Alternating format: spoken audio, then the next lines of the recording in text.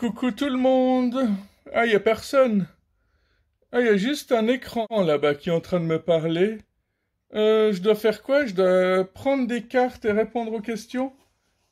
Celle-ci? Euh, ok, bah allons-y. Euh, mince, j'ai perdu une carte. Qu'as-tu pensé? Ah, vous foutez de ma gueule, là. Qu'as-tu pensé de la cérémonie d'entrée des JO? Mais ça date d'une année, ça. Vous êtes pas tellement à la page. Non, mais pourquoi vous me posez cette question?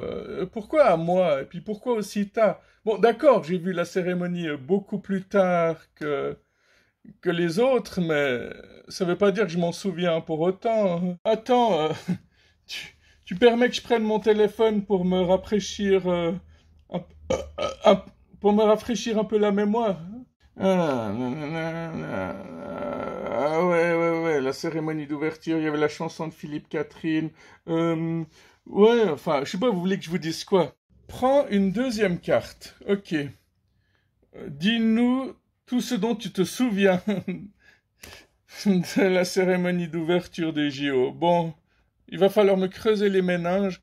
Il me semble qu'on avait dit qu'on devait en parler sur cette chaîne, mais ça n'a jamais été fait parce qu'il y a tellement de sujets qui passent en permanence. Donc il y a plein de trucs qu'on oublie et qui passent à la trappe, hein, finalement. Bon, je sais que c'était un peu le moment dans toute l'histoire de l'humanité où toute la planète est en train de se demander il se passe quoi là exactement?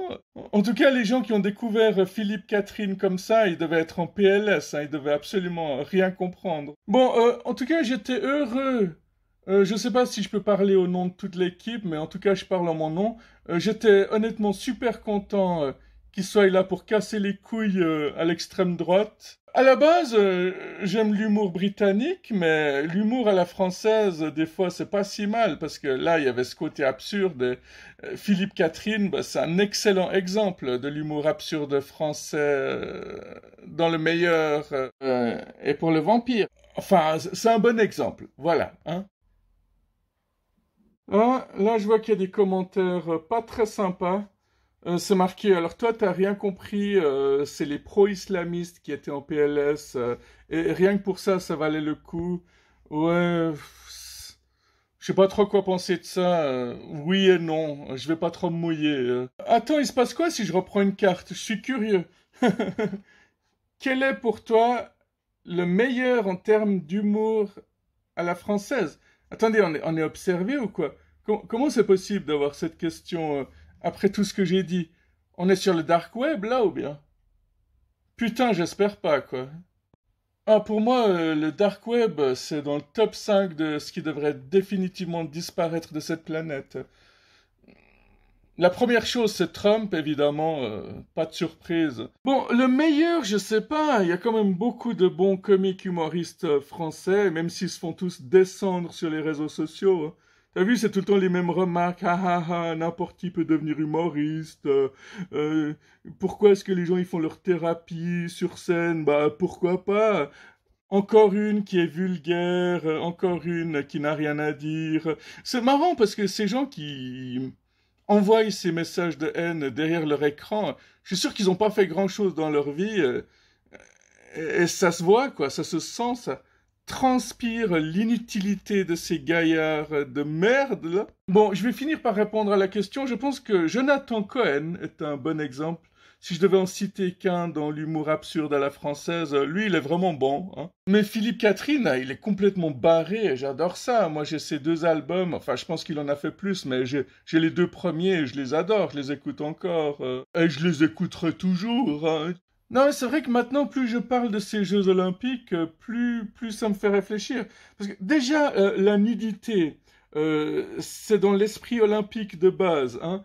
Ensuite, c'est plutôt des belles valeurs d'égalité et de pacifisme que défendait la chanson de Philippe Catherine. Euh, et surtout, quand même, franchement, on s'est bien marré quand même. Alors, les Jeux Olympiques antiques étaient des festivals religieux autant que des compétitions sportives. Paris est censé être la ville de l'amour, du luxe et des spectacles, donc c'était parfaitement d'actualité. Et c'était un hommage à Dionysos, hein, le dieu de la fête et du vin, à ne pas confondre avec Diogène, hein, comme le font certains. Très grand philosophe punk, absolument. Dionysos, dieu de la fête, du vin, des excès et du théâtre. Oui, Dionysos avait parfaitement sa place dans cette cérémonie. Un truc qui me fait marrer. Bon, je vais poser mon téléphone, mais je viens de lire un truc du style... attends. Je viens de Chine et j'ai regardé cette partie avec ma petite amie qui vit à la maison. Et nous avons vraiment éclaté de rire ensemble. Ah, allez, on va lire la suite, hein. Nous aimons son geste décalé et sa belle façon de chanter, même si nous n'avons aucune idée des paroles. Alors, à tous les Français qui s'inquiètent de la mauvaise influence, ce n'était pas si mal. C'était pas mal du tout, en fait. Ce n'était pas si mal du tout.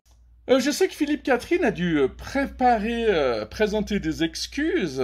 Il avait essayé d'expliquer justement cet hommage derrière sa performance. C'était vraiment une cérémonie entre censure et embarras. On va dire que c'était un malentendu, n'est-ce pas?